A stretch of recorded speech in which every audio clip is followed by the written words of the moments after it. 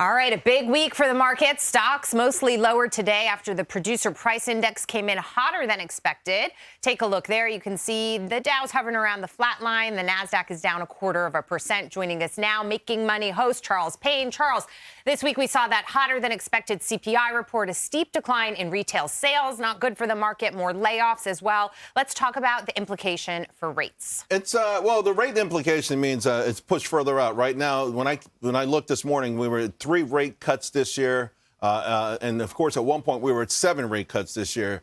I think the irony of it all, though, is the market is still rallying. Think about this. That October rally was sparked because of Powell's semi-victory lap.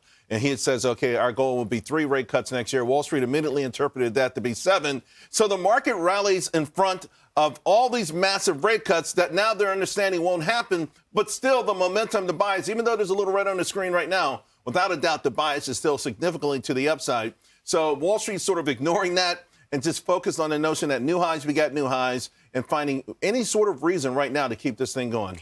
Talk about highs begetting new highs. You could argue Bitcoin maybe in that. We talked a lot about 52,000, some of the highest levels yesterday we hadn't seen since December of 2021. A lot of this, I think we came around the table, and when the ETFs were approved, you didn't see that big rally. Now you're starting to see it. Is it on the ETF news? What did Michael Saylor have to say? You know, I had a great interview with him yesterday, and I got to tell you, it was one of these things where, he talked about economic energy and things like that, and this whole thing for Bitcoiners is just a temporary move, right? They're looking for it to go significantly higher. But to your point with the spot ETFs, there was a little bit of industry stuff there. One of them saw a lot of folks get out of it. There's a lot of things based on fees. So there was a big spike. Then we saw it go down. But all of a sudden, we see money pouring into these ETFs. And also, it gives it the stamp of Wall Street's approval. Whether that's true or not doesn't matter, right? Now, all of a sudden, these same firms that a few years ago were saying it's junk, it's garbage, stay away from it, are offering ETFs. And that is a whole different kettle of fish. And I saw Neil just had the Coinbase guy on. Just real quick, just give an example of Coinbase. So they actually they made less money last year than the year before. But that fourth quarter, $905 million versus $600 million a quarter before. And the year before, they had profits, $273 million profit from $2 million loss. A year ago, $557 million loss in the same quarter. You talk about a V-shaped inflection point. And if this is the next rally, remember, Bitcoin in the last 11 years has been the #1 asset 8 times. Now, 3 times it was the worst asset. Okay. So know what you own. You talk about hit or miss, feast or famine.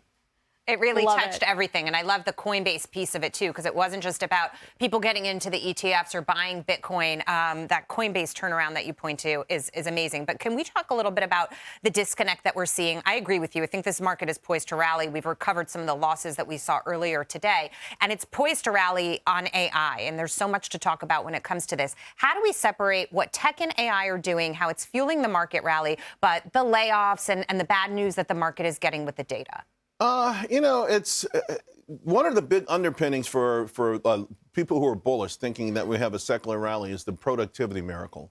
Now, we had several productivity miracles in the past. One of them that was coincided with the great tech bubble, all right, in the 1990s. Greenspan used to talk about it all the time. But sometimes, in my mind, it's a euphemism for laying people off or paying them less money. Because that's essentially, think about unit labor costs, the last report we had. Think about these recent productivity reports. Productivity is moving in the right direction, and that's amazing for the corporations' bottom lines and efficiency and things like that. But is there a Main Street element to this that is going to be devastating, despite the fact that the market, that's why I tell people more now than ever, the stock market is not Main Street. Right.